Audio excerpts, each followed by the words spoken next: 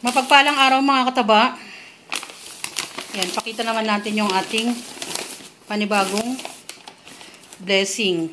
Dahil yung anak ko, yan, binigyan siya ng magkakaterno na damit. Ayan.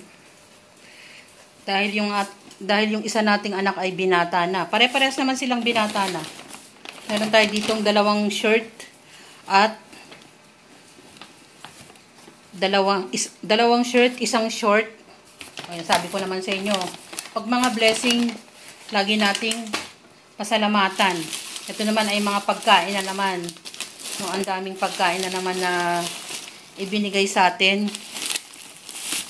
Ayan. Yung mga stock nila, pinapadala na halos lahat. Yan, chicharon. Kasama ng ating ganito. Delata uli. Delata. At mga sabon. Ito yung isa pa sa mababawasan na yung pagluluto na naman ni Mama Taba. Binigyan naman tayo ng ano kasi ito mga kataba. Specialty to ng ang mother-in-law niya, no? Nung nagbigay. Special embutido. Di ba mga kataba, hindi na tayo magluluto ng pang ilang meal na yan.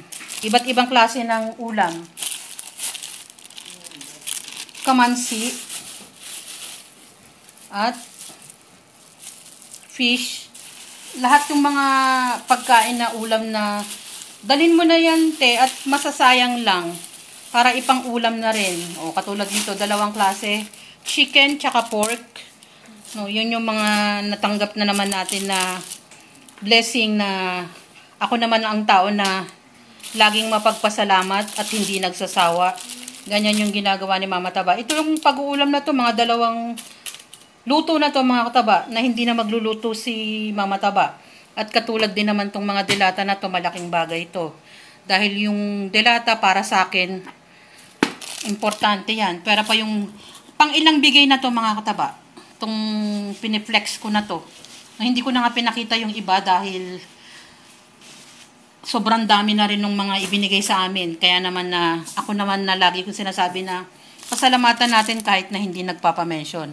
So yan, meron na naman tayong mga blessing na natanggap. At malaking bagay itong mga ganito. Sobrang pasalamat ko na ang daming dumating sa aming blessing nitong mga nakaraang araw. At sana yung mga katulad niya magkaroon pa ng maraming blessing mga kataba. Dahil siya yung tao na hindi nangingiming magbigay. At ako naman yung tao na hindi din naman nagsasawang magpasalamat. Umiiyak yung alaga namin. So yan mga kataba. Sobrang salamat na naman sa blessing na natanggap namin. Lalo na dito sa mga ganito. Kung makikita nyo na konti ang dating, pero yung mga nakaraan mga kataba, sobrang dami. Mga kasunod lang to eh. No, na mga simpleng alis namin, pero sa dami ng mga binigay sa amin, ewan ko lang kung paano ko ibabalik at magpapasalamat sa mga natanggap namin. Ayan. Sobrang salamat uli. At more blessings sa kanya. Maging marangya pa sila. Dahil sa mga katulad nila na napakabuti, lalo na sa amin na nabibiyayaan.